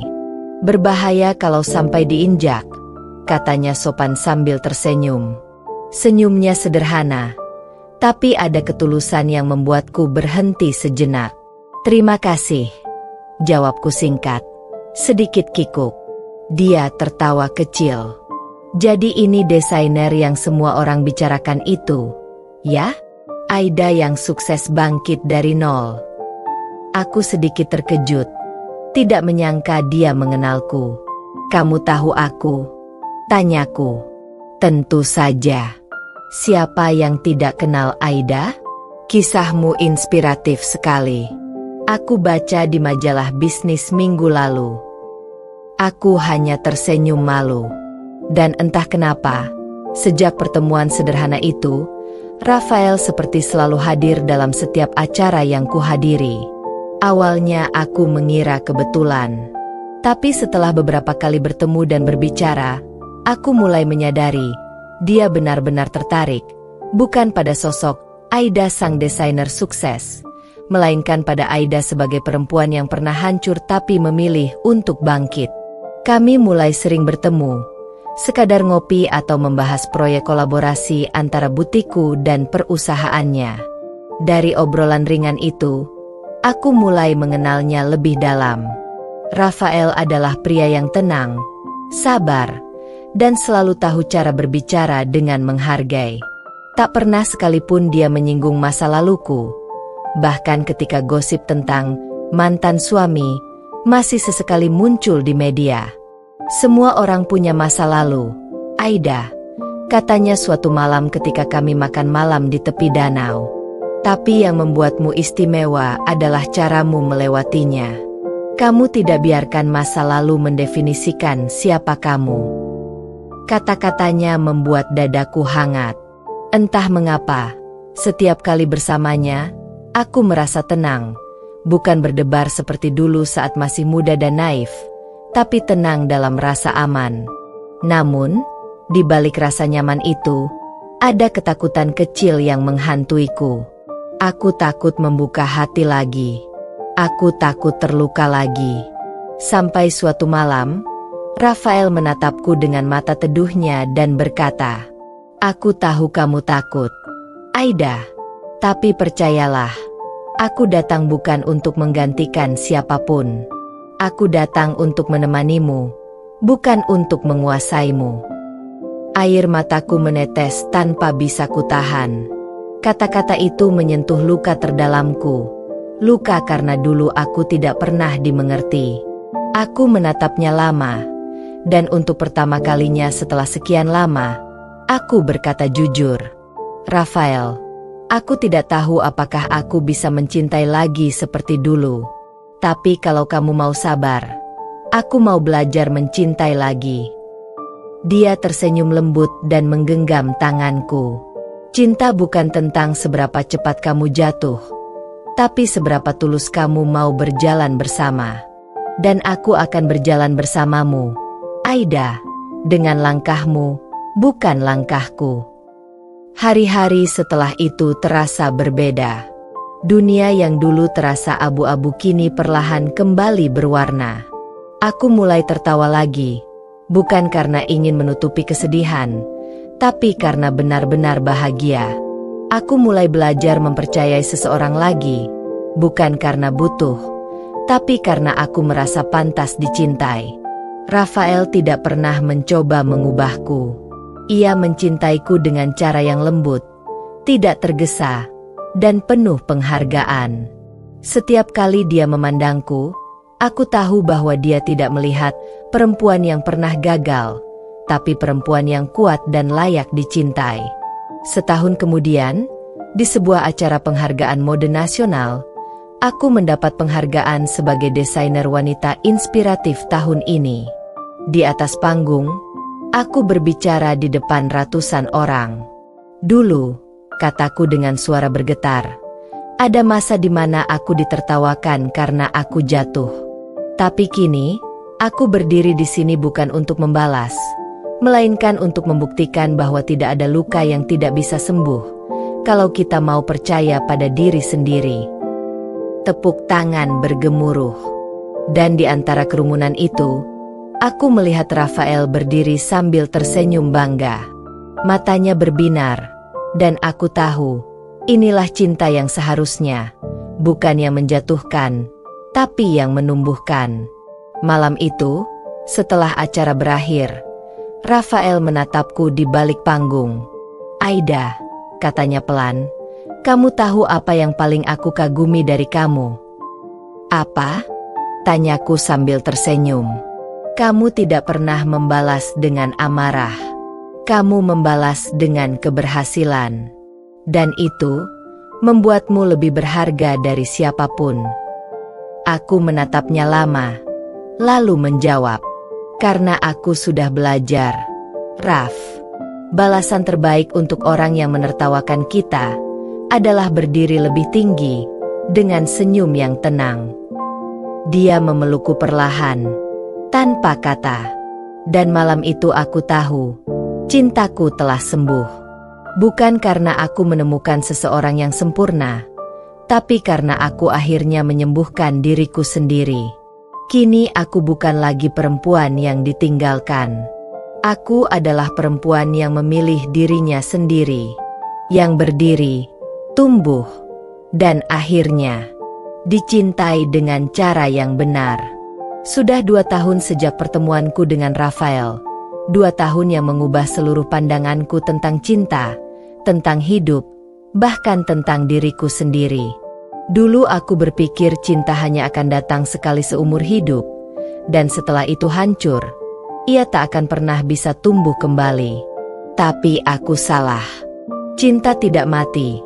Ia hanya menunggu saat yang tepat untuk tumbuh di tanah yang subur, di hati yang sudah sembuh. Dan hatiku kini telah sembuh. Butikku berkembang pesat. Kini ada 3 cabang besar di Jakarta, Bandung, dan Bali. Aku sering diundang sebagai pembicara tentang empowerment perempuan, bahkan menjadi duta kampanye nasional untuk mendukung perempuan mandiri. Namun, di balik kesibukan dan kesuksesan itu, ada sosok yang diam-diam selalu menjaga keseimbanganku, Rafael. Dia bukan hanya pasangan bisnis dalam beberapa proyek kolaborasi, tapi juga seseorang yang selalu mengingatkanku untuk istirahat ketika aku terlalu keras bekerja, yang datang diam-diam membawa bunga setiap kali aku pulang larut malam, dan yang tak pernah lupa menyelipkan secangkir teh hangat di mejaku setiap pagi rapat. Dia tidak banyak bicara, tapi setiap tindakannya adalah bentuk cinta yang tenang. Satu hal yang aku pelajari dari Rafael: cinta sejati tidak berisik. Ia tidak butuh janji muluk, cukup hadir dengan konsistensi. Suatu sore, kami duduk di taman belakang rumahku. Angin lembut berhembus, membawa aroma bunga melati yang baru mekar. Rafael menatapku sambil tersenyum kecil. "Kamu sadar nggak, Aida, kalau hidupmu sekarang seperti karya seni?" katanya pelan. Aku mengernyit. "Karya seni?" "Iya." Dibentuk dari luka, disusun dari kesabaran, dan sekarang jadi indah karena kamu nggak menyerah. Aku tertawa kecil. Kamu ini, kalau ngomong suka bikin aku malu. Dia ikut tertawa, tapi kemudian suaranya melembut. Aku serius. Aida, kamu nggak cuma membangun bisnis, tapi juga membangun dirimu sendiri dari puing-puing masa lalu. Itu luar biasa. Mataku menatapnya lama. Dulu, aku pernah menatap seseorang dengan pandangan yang sama, tapi kali ini berbeda. Kalau dulu ada rasa takut kehilangan, kini yang ada hanyalah rasa syukur karena aku tahu aku telah memilih orang yang tepat. Beberapa minggu kemudian, Rafael mengajakku menghadiri gala dinner perusahaan tekstilnya di Hotel Bintang 5. Acara itu besar dan penuh orang penting. Namun, yang membuat malam itu berkesan bukanlah kemewahannya, melainkan kejutan yang dia siapkan di akhir acara. Ketika lampu mulai redup, layar besar di depan ruangan menampilkan cuplikan perjalanan hidupku. Foto-foto lama, dari masa aku menjahit di rumah kontrakan, membuka butik kecil pertama, hingga saat aku menerima penghargaan nasional. Semua gambar itu ditutup dengan kalimat yang membuatku terdiam. Perempuan hebat tidak diciptakan dari kenyamanan, tapi dari kekuatan yang ia temukan di tengah luka. Dan ketika lampu kembali menyala, Rafael berdiri di atas panggung, memegang mikrofon. Wajahnya serius tapi matanya penuh kehangatan. Banyak orang bilang, di balik pria sukses ada perempuan hebat. Tapi bagiku, di balik perempuan hebat ini, ia menatapku dari jauh. Ada pria yang beruntung bisa mencintainya. Ruangan hening. Semua mata tertuju padaku. Rafael berlutut di depan panggung, mengeluarkan sebuah cincin sederhana tapi elegan. Aida, katanya dengan suara yang bergetar lembut. Aku tahu kamu sudah melewati banyak hal. Aku tahu kamu pernah terluka dan belajar berdiri sendiri. Aku tidak datang untuk menyelamatkanmu, karena kamu sudah menyelamatkan dirimu sendiri. Aku hanya ingin berjalan bersamamu, sampai akhir waktu. Will you marry me? Air mataku jatuh tanpa bisa kutahan. Aku menatapnya lama, hatiku bergetar hebat. Di dalam diri pria ini, aku tidak menemukan janji kosong seperti dulu. Aku menemukan rumah. Bukan rumah yang megah, tapi tempat di mana aku bisa menjadi diriku sendiri, dengan semua luka, kekuatan, dan cinta yang baru. Aku mengangguk perlahan. Iya, Rafael, aku mau. Sorak-sorai dan tepuk tangan menggema di ruangan. Rafael bangkit, memelukku erat di tengah sorotan lampu. Malam itu, untuk pertama kalinya dalam hidupku, aku menangis bukan karena sakit, tapi karena bahagia. Beberapa bulan kemudian, kami menikah dalam upacara sederhana tapi penuh makna di tepi pantai Bali. Tidak ada pesta mewah, tidak ada kemegahan yang berlebihan. Hanya aku, Rafael, keluarga, dan sahabat-sahabat terdekat. Aku mengenakan gaun buatan tanganku sendiri, bukan simbol kesombongan, tapi simbol perjalanan. Dari perempuan yang dulu dijatuhkan, menjadi perempuan yang kini memilih jalannya sendiri. Ketika aku melangkah menuju altar, ombak berdebur lembut, seolah ikut menyambut babak baru dalam hidupku. Aku menatap Rafael yang menungguku di ujung jalan pasir itu. Tersenyum, menatapku dengan cara yang membuat waktu seakan berhenti. Dan di saat aku mengucapkan janji, aku berbisik dalam hati, terima kasih, Tuhan. Karena setelah semua luka dan air mata, Engkau akhirnya mengirimkan cinta yang datang bukan untuk menghancurkan, tapi menyembuhkan. Kini, setiap pagi aku bangun dengan rasa tenang. Rafael selalu menatapku dengan senyum hangat dan berkata, "Selamat pagi, istriku yang hebat." Aku tertawa, Kadang masih belum percaya bahwa dulu aku pernah begitu hancur, dan kini aku bisa sebahagia ini. Dalam diam, aku sering memandang cermin dan berkata pada diri sendiri, Aida yang dulu menangis karena ditertawakan, kini tersenyum karena dicintai dengan benar. Cinta sejati tidak datang di saat hidupmu sempurna, tapi datang ketika kamu sudah bisa mencintai dirimu sendiri. Dan saat itu terjadi, kamu tak lagi mencari rumah, karena kamu sudah menjadi rumah itu sendiri. Sudah setahun berlalu sejak hari aku dan Rafael mengucap janji suci di tepi pantai. Setiap kali aku mengingat hari itu, aku masih bisa merasakan hembusan angin laut, aroma garam yang lembut, dan cahaya senja yang jatuh di wajahnya saat dia menatapku dengan penuh cinta. Bukan pernikahan megah yang kupunya, tapi penuh ketulusan dan makna. Dan aku tahu, itu jauh lebih berharga daripada kemewahan apapun. Kini, hidupku benar-benar berbeda dari dulu.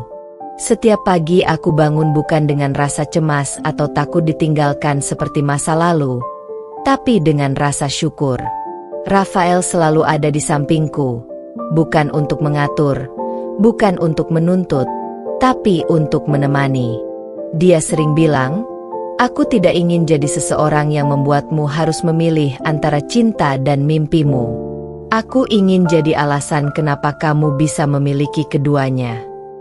Dan memang benar, sejak menikah, hidup kami berjalan beriringan, penuh tawa, kerja keras, dan kesederhanaan yang menenangkan. Rutinitas baru yang penuh kehangatan. Pagi hari kami selalu dimulai dengan hal sederhana. Rafael suka membuatkan sarapan, meskipun kadang roti bakarnya gosong di sisi tepi. Aku akan tertawa, lalu mengambil alih dapur.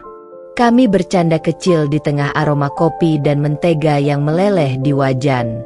Rumah kami kecil, tapi penuh kenangan. Dindingnya penuh foto-foto perjalanan, catatan impian, dan karya desainku yang terpajang di sudut ruang kerja. Bisnisku kini berkembang lebih besar lagi. Butikku sudah memiliki tim desain dan produksi sendiri. Aku sering diundang menjadi pembicara di seminar wirausaha perempuan, dan banyak media mulai menyorot kisah hidupku. Namun, di balik semua pencapaian itu, aku selalu ingat satu hal. Kebahagiaan tidak diukur dari seberapa banyak yang kita miliki, tapi dari siapa yang kita miliki di sisi kita. Setiap kali pulang dari kesibukan, aku selalu disambut Rafael di teras rumah dengan senyum hangat. Kadang kami hanya duduk berdua di sana, berbagi cerita tentang hari kami masing-masing, lalu dia menikmati langit sore yang perlahan berubah jingga. Aku merasa tenang. Kabar lama yang tak terduga. Suatu hari, aku sedang berada di butik cabang utama di Jakarta saat seorang karyawan datang membawa surat. Bu, ada surat untuk ibu. Tidak ada nama pengirimnya, tapi katanya pribadi, ujarnya pelan. Aku membuka amplop putih itu dengan perasaan biasa-biasa saja, hingga mataku menangkap tulisan tangan yang sangat kukenal. Aida. Aku tidak tahu harus mulai dari mana, tapi aku ingin minta maaf untuk semua luka, semua kebodohan, semua hal yang pernah membuatmu menangis. Aku melihatmu di televisi beberapa waktu lalu, dan aku bangga sekaligus hancur. Bukan karena kamu sukses, tapi karena aku sadar, aku kehilangan perempuan luar biasa sepertimu. Surat itu ditandatangani dengan nama Rangga, laki-laki yang dulu pernah kucintai, yang dulu menghancurkan hidupku hingga aku berpikir tidak akan pernah bisa mencintai lagi. Tanganku sempat bergetar, tapi tidak karena marah. Aku membaca surat itu berulang kali, mencoba merasakan kembali sesuatu, tapi yang muncul hanyalah ketenangan. Tidak ada lagi sakit, tidak ada air mata. Hanya rasa lega, karena akhirnya aku tahu, aku sudah sembuh sepenuhnya. Malamnya, aku menceritakan surat itu pada Rafael. Dia hanya mendengarkan tanpa menyela, lalu menggenggam tanganku erat. "Kamu mau menjawabnya?" tanyanya lembut. Aku menggeleng. "Tidak, karena aku sudah menjawabnya lewat hidupku." Rafael tersenyum, lalu menarikku ke dalam pelukannya. "Kamu memang luar biasa, Aida." Aku menyandarkan kepala di bahunya. Aku cuma belajar mencintai diriku sendiri, setelah terlalu lama lupa bagaimana caranya. Kehidupan yang baru, cinta yang dewasa. 2 bulan kemudian, aku dinyatakan hamil. Kabar itu membuatku menangis bahagia di pelukan Rafael. Dia bahkan sampai berlutut dan mencium perutku sambil berkata, "Akhirnya Tuhan percaya kita siap jadi orang tua." Masa kehamilan itu penuh cerita. Rafael berubah menjadi suami super perhatian, terlalu perhatian. Bahkan, dia tidak membiarkanku mengangkat barang berat, tidak membiarkan aku bekerja terlalu lama, dan selalu memastikan aku makan tepat waktu.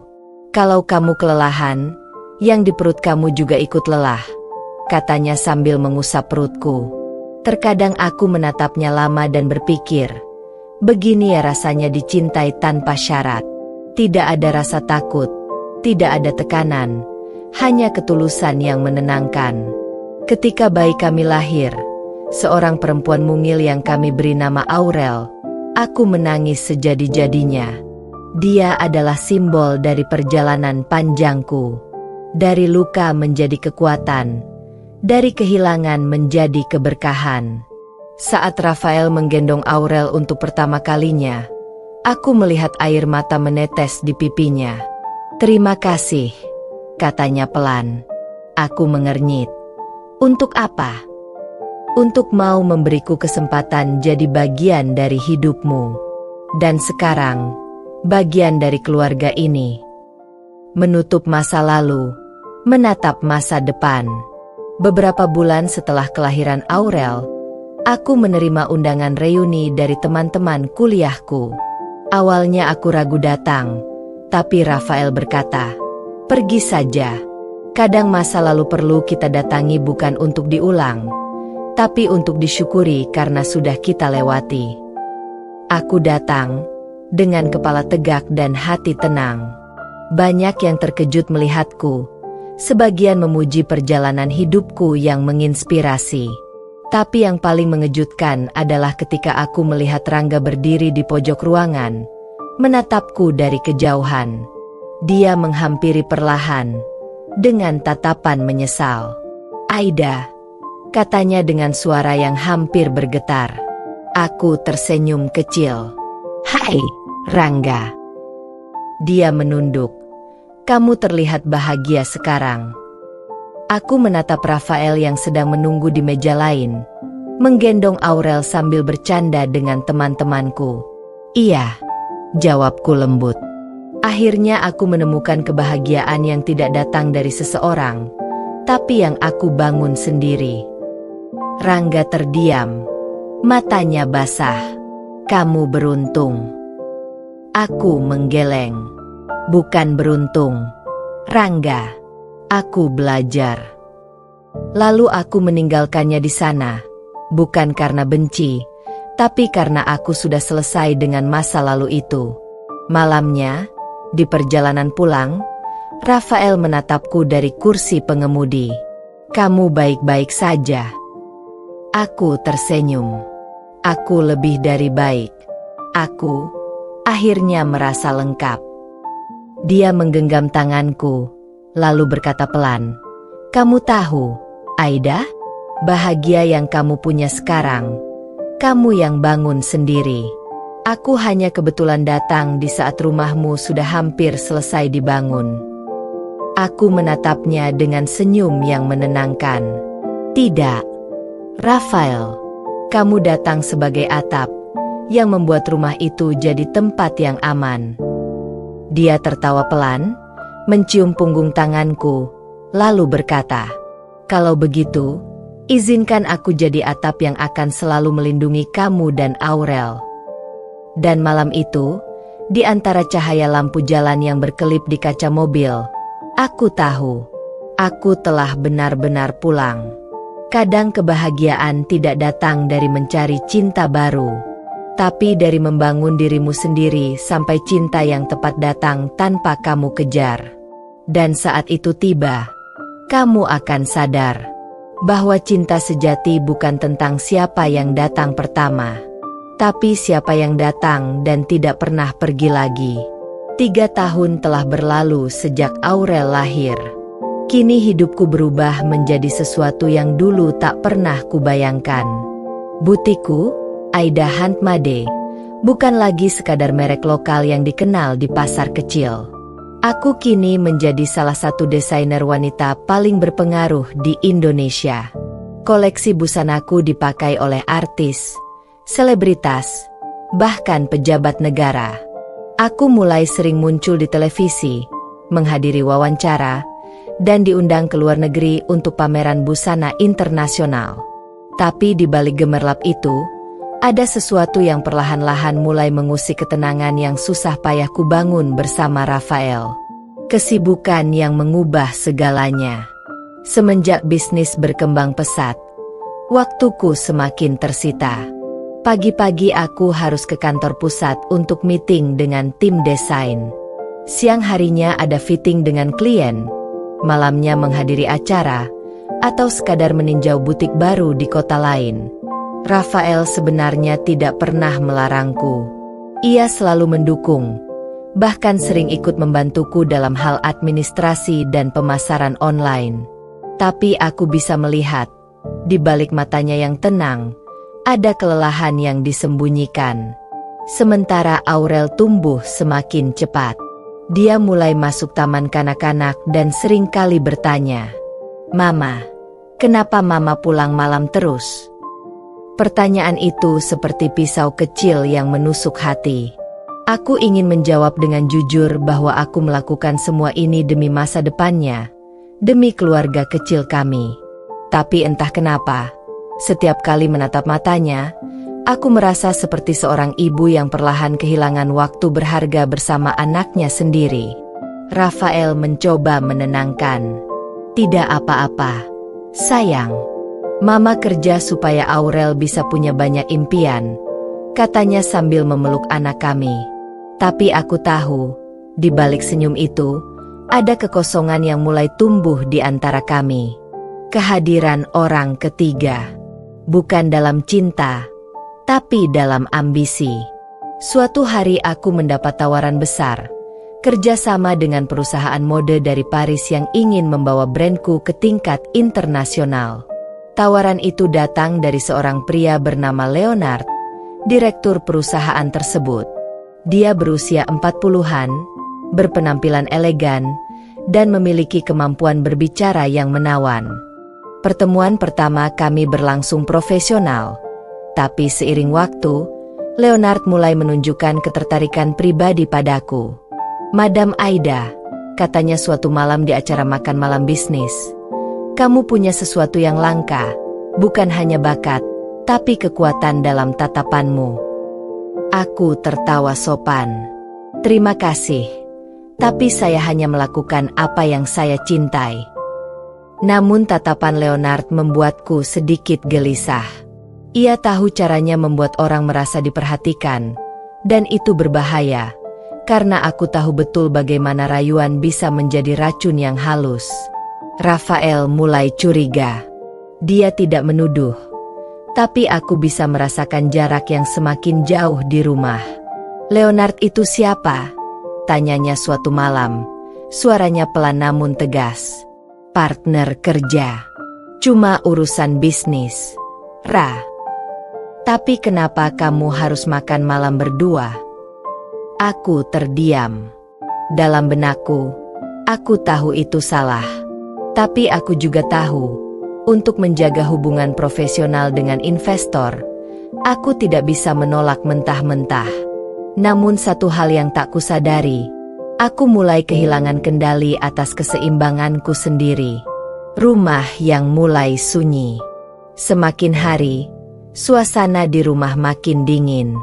Rafael menjadi lebih pendiam, sedangkan aku semakin sibuk. Kami jarang berbicara, bahkan jarang duduk makan malam bersama. Ketika aku di rumah, Rafael sibuk menemani Aurel bermain atau membantu pekerjaan rumah. Kadang aku pulang terlalu larut, hanya untuk mendapati dua orang yang paling kucintai sudah tertidur di sofa, menungguku pulang. Malam itu aku menatap wajah mereka lama-lama. Rafael tidur sambil memeluk Aurel yang menggenggam boneka kecil pemberianku. Aku menyentuh rambut anakku dan menahan air mata. Untuk apa semua ini, Aida? Batinku, kalau orang-orang yang kau cintai perlahan menjauh karena ambisimu sendiri? Keesokan harinya aku mencoba memperbaiki keadaan. Aku membuat sarapan, menyiapkan bekal untuk Rafael dan Aurel, dan sengaja menunda jadwal meeting pagiku. Namun, saat Rafael melihatku di dapur, dia hanya berkata pelan, "Kamu nggak harus pura-pura. Aid, aku tahu kamu sibuk. Aku cuma ingin kamu jujur sama dirimu sendiri." Kata-kata itu menamparku keras. Puncak ketegangan. Suatu malam, Rafael datang ke butik membawakan dokumen penting yang aku lupa tanda tangani. Tapi saat itu, Leonard sedang menemaniku membahas desain di ruang kerja. Tanpa sengaja Rafael melihat kami. Leonard duduk terlalu dekat, berbicara dengan nada terlalu lembut. Meski tak ada hal yang benar-benar terjadi, tapi di mata Rafael, semuanya tampak berbeda. "Jadi ini yang kamu sebut kerja lembur?" Suaranya berat, menahan emosi. "Rafael, tunggu, kamu salah paham." "Tidak, Aida. Aku cuma salah berharap kalau kamu masih memprioritaskan keluarga." Leonard mencoba menjelaskan, tapi Rafael sudah pergi sebelum aku sempat berkata apa-apa. Malam itu aku pulang dengan perasaan campur aduk. Marah, bersalah, dan takut kehilangan lagi. Rafael tidak pulang malam itu. Dia menenangkan diri di rumah ibunya bersama Aurel. Aku menangis sendirian di ruang tamu, merasakan rasa sakit yang pernah kualami bertahun-tahun lalu. Tapi kali ini berbeda, bukan karena seseorang mengkhianatiku, tapi karena aku yang tanpa sadar mengkhianati keseimbangan hidupku sendiri. Kesadaran dan penyesalan. 2 hari setelah kejadian itu, aku memutuskan untuk menolak kerja sama dengan Leonard. Aku menghubunginya langsung. "Terima kasih atas tawarannya, tapi saya tidak bisa lanjut," kataku tegas. Leonard tampak kecewa. "Kamu yakin ingin melepaskan kesempatan sebesar ini?" Aku tersenyum samar. "Tidak semua kesempatan berarti kebahagiaan, Leonard. Kadang kita harus berhenti sebelum kehilangan hal yang paling berharga." Aku menutup telepon, lalu berlari keluar butik, menjemput Rafael dan Aurel di rumah ibunya. Saat pintu dibuka, Aurel berlari ke arahku. "Mama." Aku memeluknya erat-erat. Air mataku tak terbendung. Lalu aku menatap Rafael, menunggu kata-katanya. Dia memandangku lama, lalu berkata pelan, "Kamu datang bukan karena aku marah, kan? Tapi karena kamu sadar." Aku mengangguk. Aku takut kehilangan kamu dan Aurel. Aku lupa kalau kesuksesan tanpa kalian cuma kosong. Rafael menarik napas panjang, lalu memelukku. "Aku tidak butuh kamu sempurna, Aid. Aku cuma butuh kamu tetap jadi kamu, yang dulu selalu tahu apa itu kebahagiaan sejati. Menemukan kembali keseimbangan."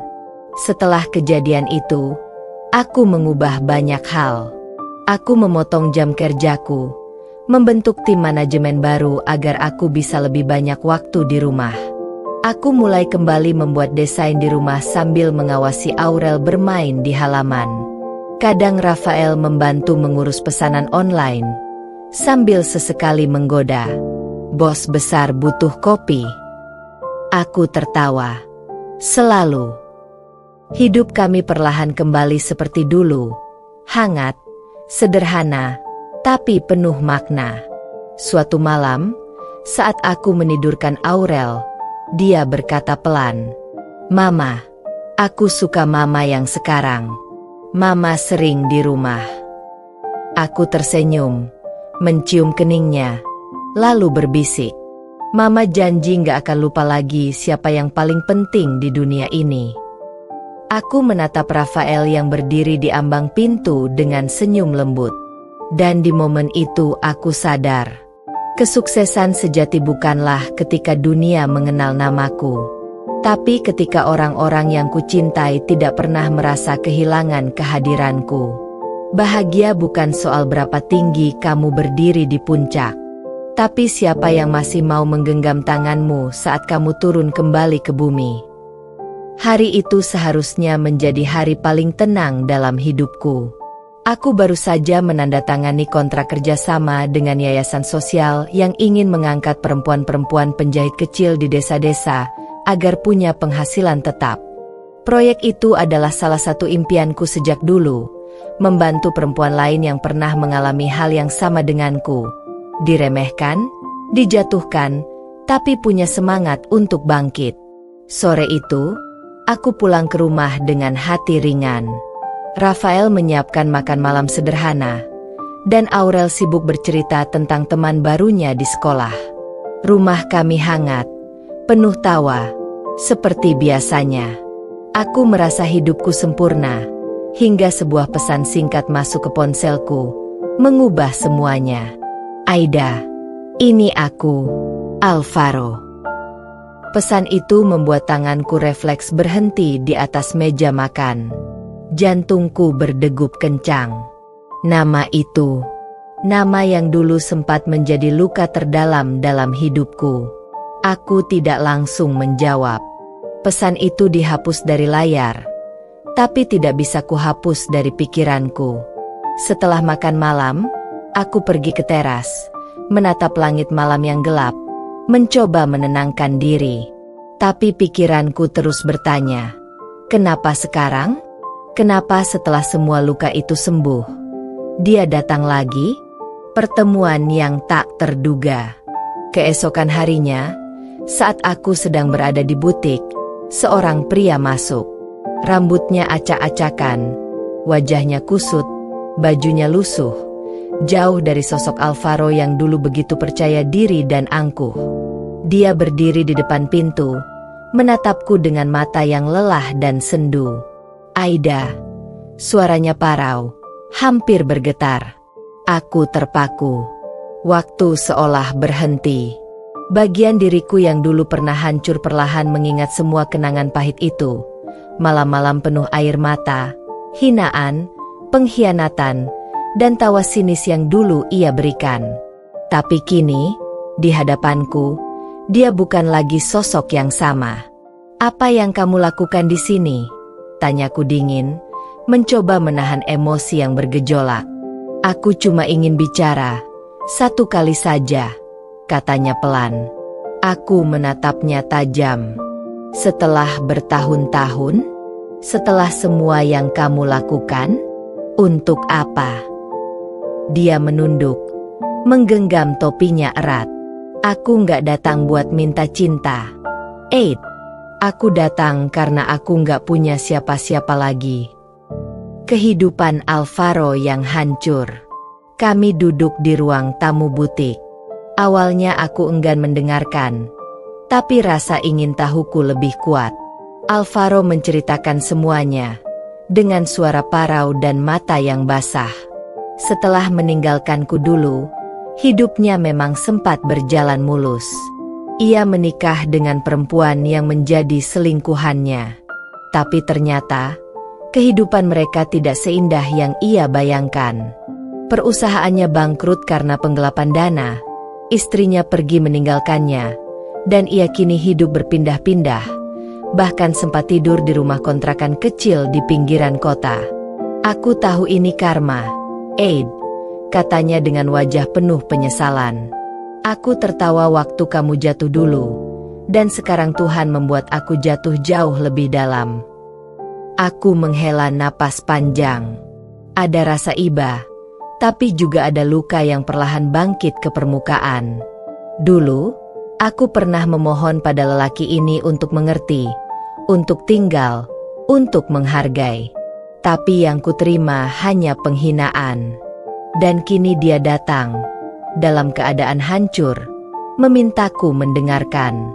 Lalu apa yang kamu mau dariku? Tanyaku tenang.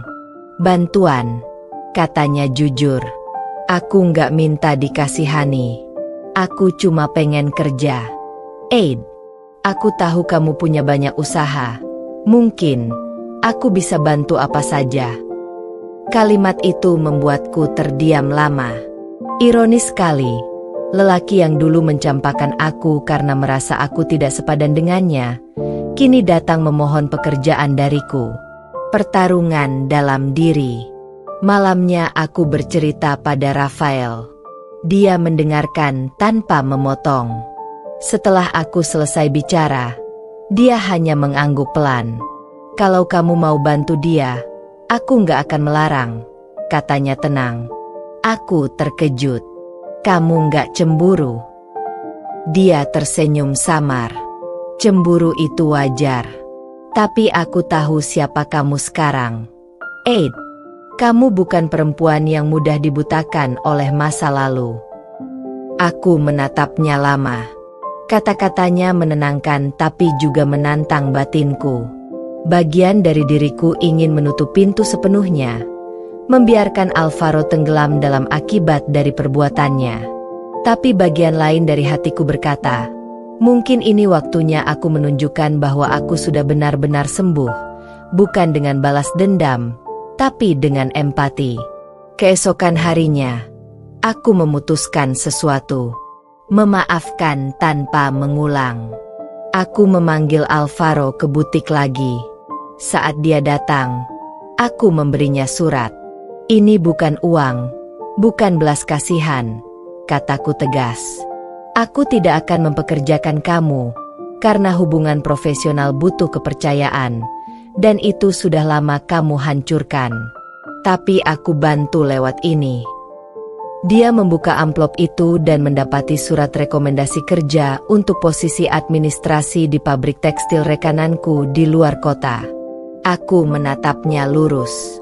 Kamu bisa mulai dari bawah lagi.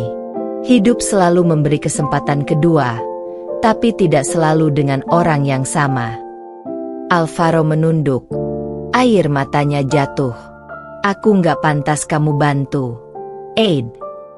Aku menghela napas. Suaraku lembut tapi tegas. Kamu benar.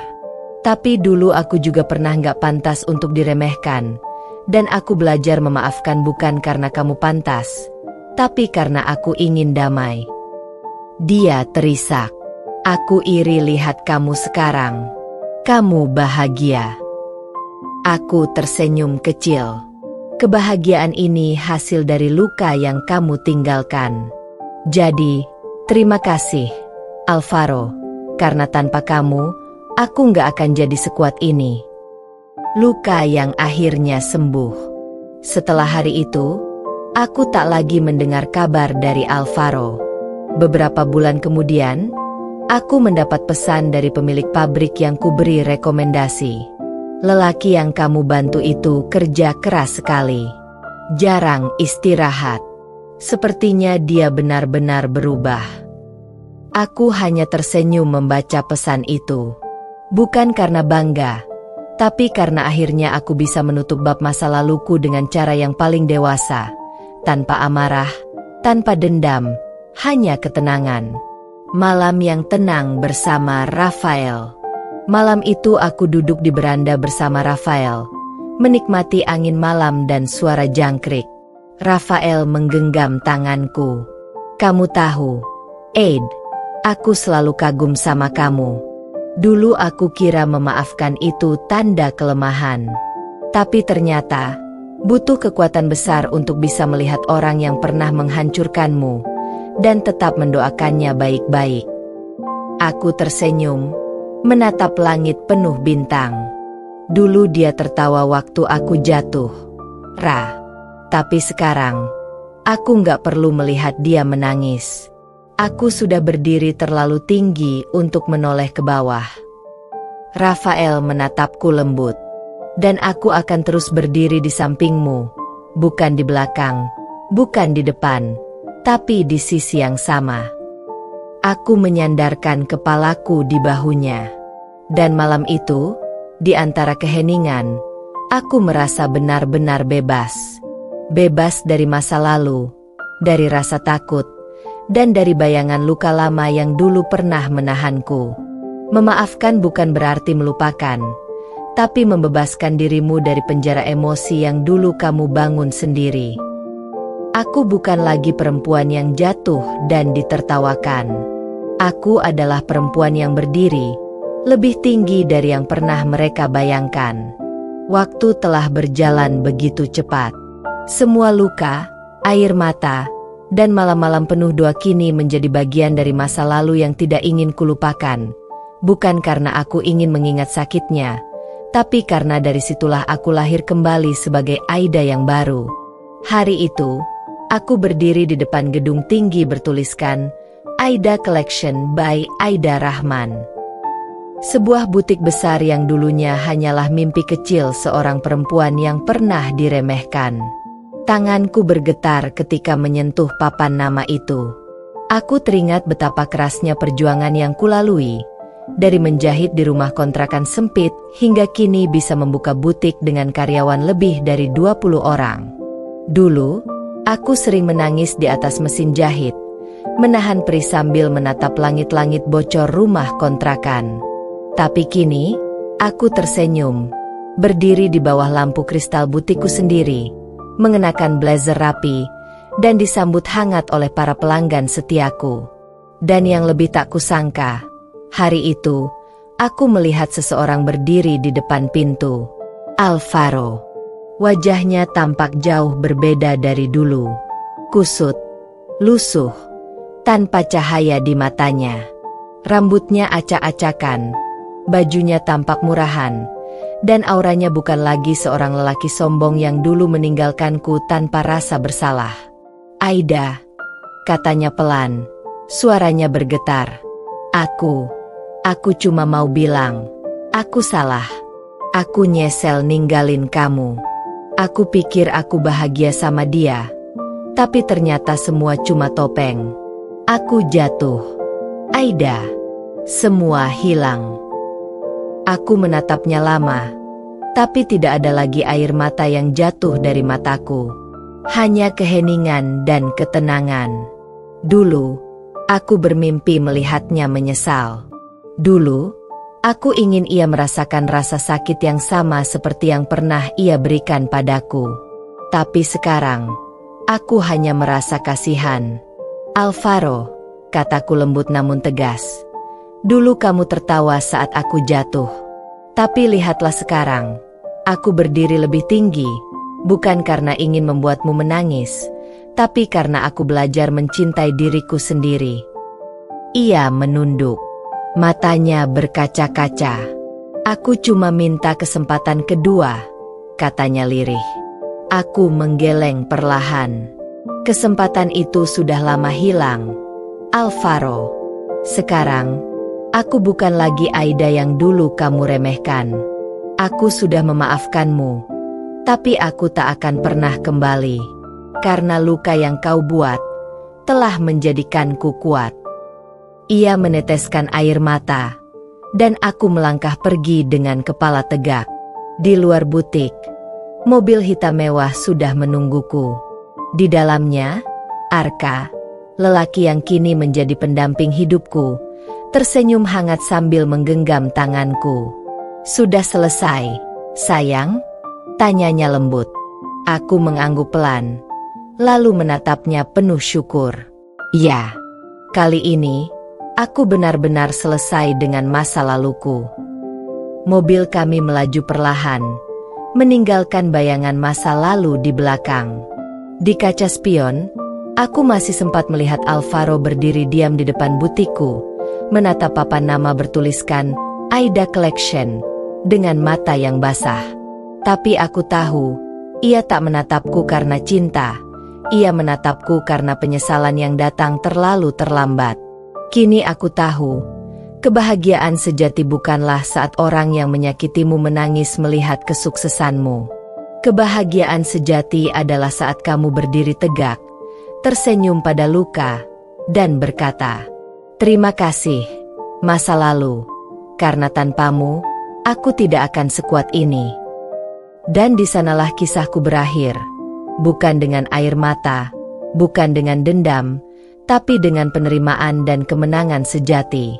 Aku, Aida, perempuan yang dulu mereka tertawakan, kini hidup bahagia di puncak keberhasilanku sendiri. Bukan untuk membuktikan pada siapapun, tapi untuk menghormati diriku yang pernah jatuh dan memilih untuk bangkit. Hidup memang aneh.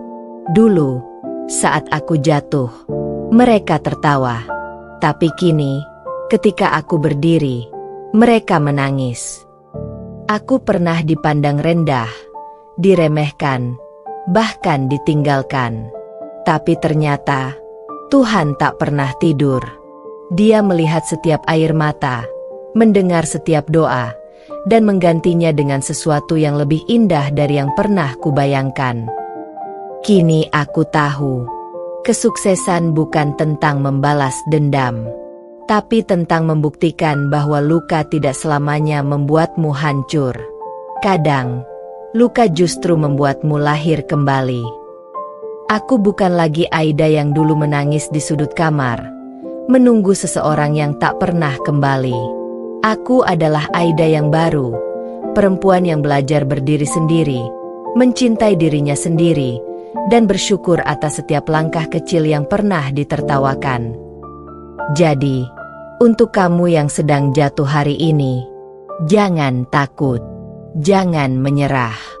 Karena suatu hari nanti, mereka yang menertawakanmu akan menunduk melihatmu berdiri di tempat yang bahkan mereka tak pernah sangka bisa kau capai. Dulu kamu tertawa saat aku jatuh, tapi kini kamu menangis saat aku berhasil berdiri lebih tinggi dari yang pernah kamu bayangkan. Aku tidak balas dendam.